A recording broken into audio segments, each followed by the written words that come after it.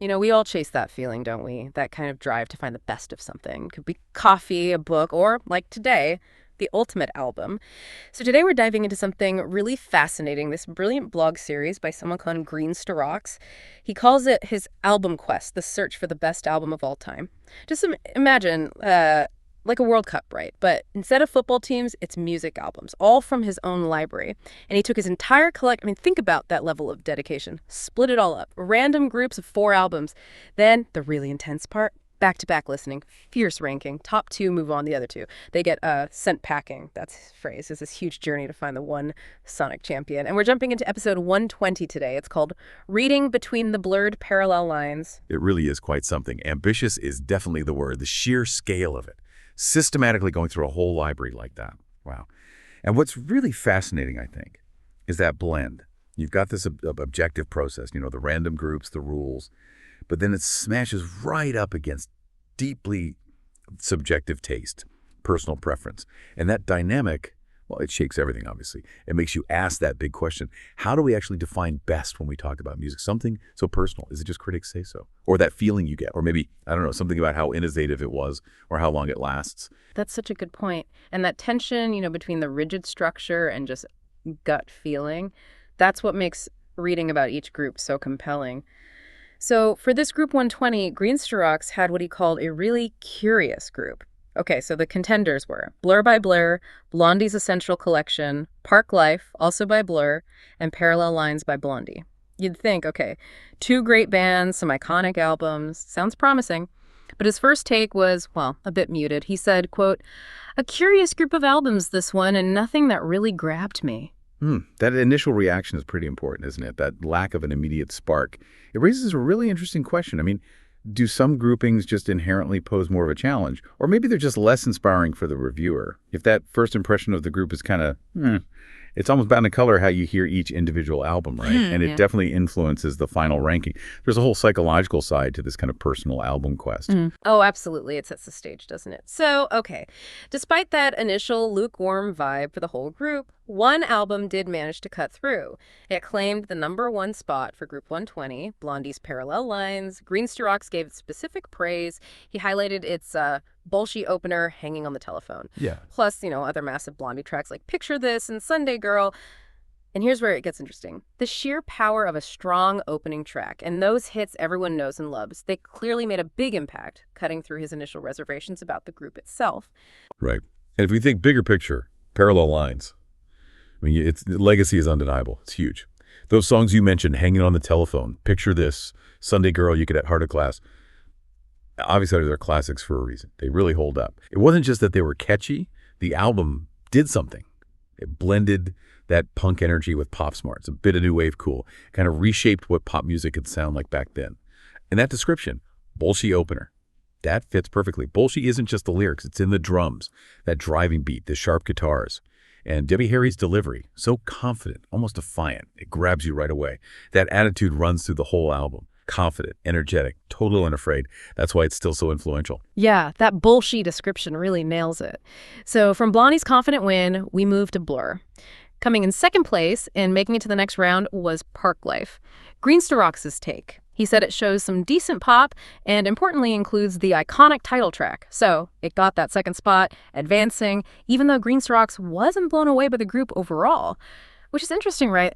How an album can still succeed in this format even if the overall context isn't thrilling the reviewer.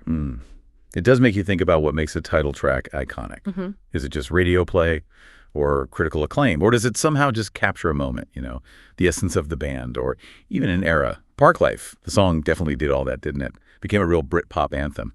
And the phrase decent pop, what does that mean in a quest for the best? Is this whole quest about finding something with broad appeal, something easy to like? Or is it hunting for deeper artistic stuff that maybe isn't instantly poppy? It's a tricky balance, especially with an album like Parklife. It's undeniably popular, very clever pop, but maybe not as, say, experimental as some other Blur stuff. It really is a fine line. Okay, so Parallel Lines advances on pure energy and classic status. Parklife moves on with its strong pop and that iconic title song. But what about the other Blur album in the group? Well, not so great. Their self-titled album Blur ended up in third place, and this is where Greensterox's initial feeling about the group being meh seemed to really hit home for him. He flat out says he can't seem to get into this album, just couldn't connect. Now, he did give it a couple of positives. Beetlebum was called fairly groovy, okay, and song 2, the woohoo song, he called a decent pop rock number, fair enough. But his overall verdict was pretty harsh. The rest of the album just drags, not great. Okay, let's unpack that, because it's a clear split, isn't it? A couple of well-known tracks versus an album that just didn't hold his interest overall. Yeah. What's fascinating there is how the whole listening experience matters so much, the album's flow, or maybe the lack of flow. That can seriously tank its perceived quality, even if individual songs, like Song 2, are huge hits, especially when you're listening back-to-back, like in this album quest. If an album drags, that's a killer. It's like a meal, right? If courses don't flow, or there's a long, boring bit in the middle, even a great starter or dessert can't quite save the whole thing. That's the album's pacing. And Blur, the album, that was actually a big shift for them, wasn't it? Moving away from Britpop towards more American indie rock sounds. Some critics loved that change. But for Greensterox, clearly, even with those standout tracks, it didn't quite hang together as a compelling listen from start to finish, which is crucial in this kind of intense head-to-head comparison. Great singles don't always make a great album experience. That makes total sense, especially in a contest like this where you're comparing whole artistic works. All right, so that leaves one album. Finishing fourth, last in Group 120, was Blondie's Essential Collection. And Greensterox's reason was very specific. He said it has some classics, but a couple of omissions, such as Atomic. That detail, missing Atomic, that tells you a lot about his view on compilations in this quest. It really does. And it brings up that fundamental question about compilations in an album quest. I mean, can they really compete fairly against studio albums conceived and sequenced by the artist as a whole piece? A compilation is, well, it's a collection of highlights, often put together by a label, maybe for sales, not necessarily reflecting the artist's vision at one specific time. It's just a different beast. And then, like Greensterox points out, missing a massive hit like Atomic from something called an essential collection. That completely undermines the whole essential idea, doesn't it? It makes it really hard for it to stand up against something crafted like Parallel Lines or Parklife. It's like bringing, a greatest hits reel to a film festival. It doesn't quite fit the brief. That's a great analogy. Yeah, highlight reel versus the full movie. It makes you wonder if his method almost guarantees compilations won't do well, just because they're not unified artistic statements. Okay, so let's quickly recap the final order for Group 120. First place, Parallel Lines by Blondie. Second, Parklife by Blur. Third, Blur by Blur. And fourth, Essential Collection by Blondie. And Greensterox's final word on the group kind of sums it all up, echoing his first impression. Not a great group, if I'm honest. And zooming out from just this group, that final comment, not a great group, really highlights the subjective reality of any album quest like this. Even someone like Greensterox, who's super dedicated, super methodical with the system, he still runs into groups that just don't click for him personally. It's such a strong reminder of how personal musical taste is. Deeply personal.